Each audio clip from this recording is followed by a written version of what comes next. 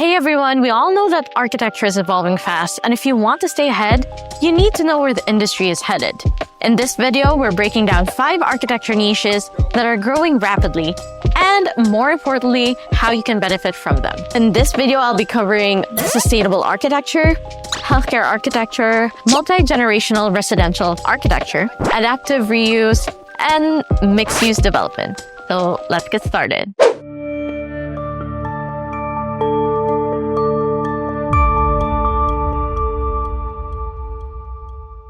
Sustainability is everywhere for a reason. With stricter environmental laws and growing concerns about climate change, architects who specialize in sustainable design are in high demand. Energy-efficient buildings lower costs, reduce carbon footprint, and create healthier spaces. Green certifications like LEED and Passive House make buildings more valuable and attract a lot of eco-conscious clients. The challenge in sustainable architecture is about balancing aesthetics, function, and energy efficiency without the increasing costs. Architects will solve this with passive design strategies, using natural ventilation, daylight, and thermal mass to cut down on artificial heating and cooling. And choosing the right materials like reclaimed wood and high-performance glass can also help make buildings way more sustainable. One of the best examples of sustainable architecture is The Edge in Amsterdam.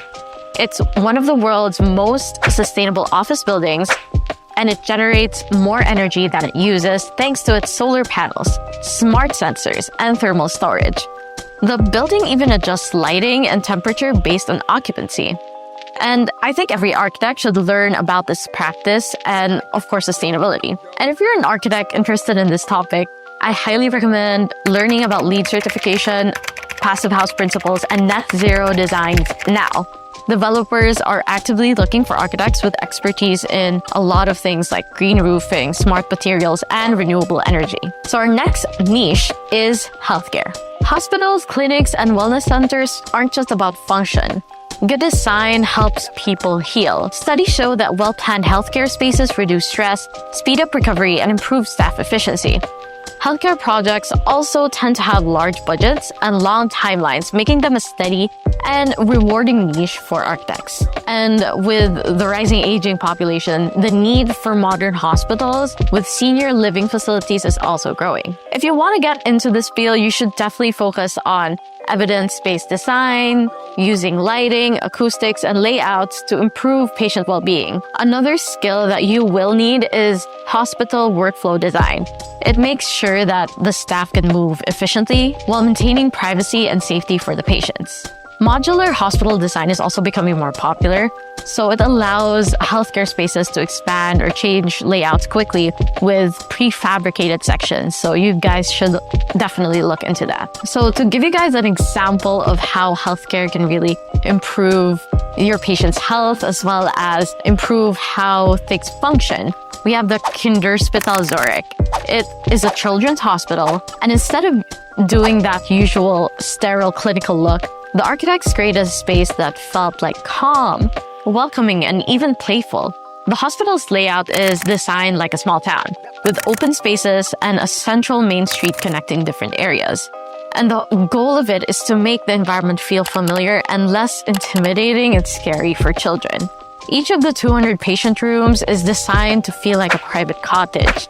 It has natural light and warm home-like interior, and parents can stay overnight, making the experience less stressful for families. The hospital even features a James Turrell sky space, using natural light as a therapeutic element to promote their healing.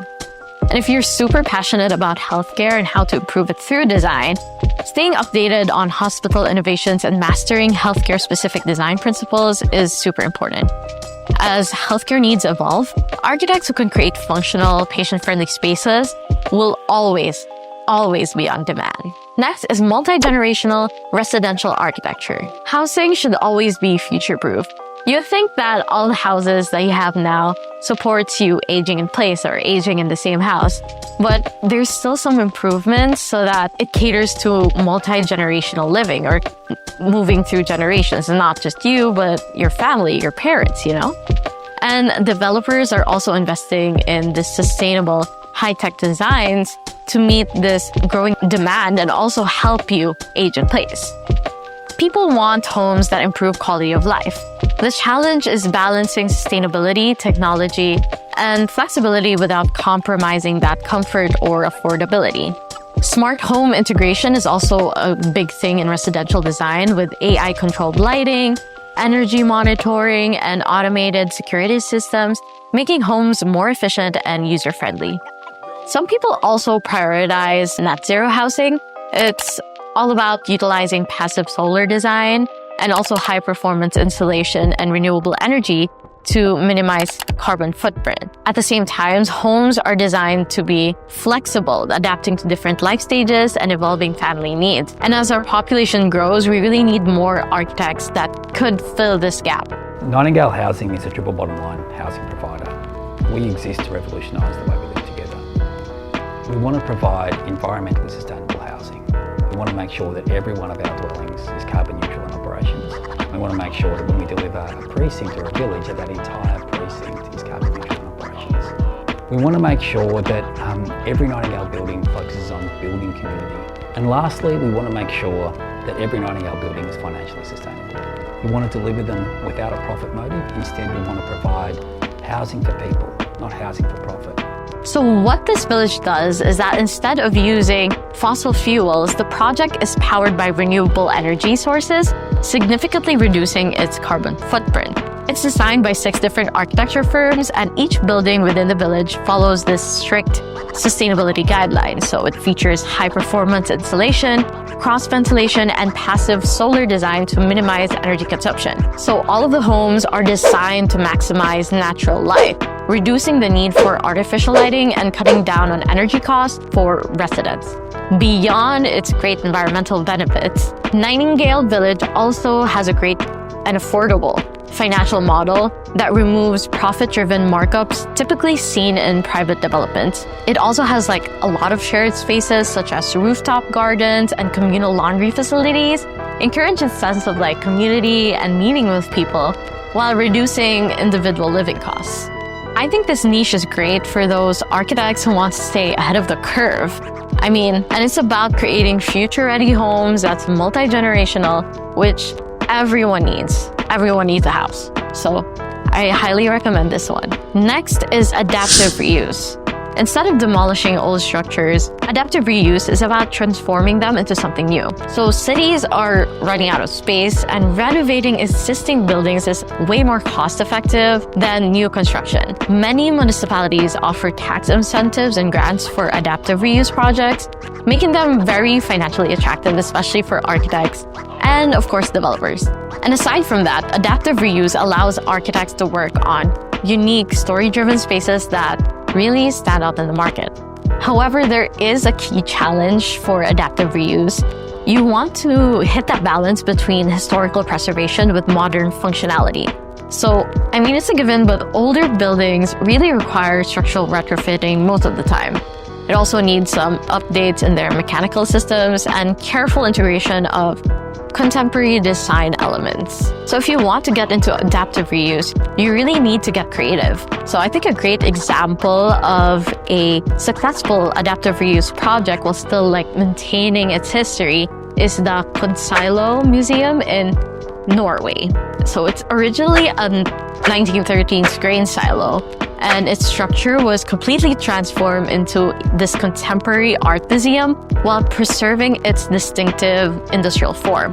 The project introduced new exhibition spaces, strategic natural lighting, and modern amenities, all while maintaining the building's original character. You can really tell that it's a silo.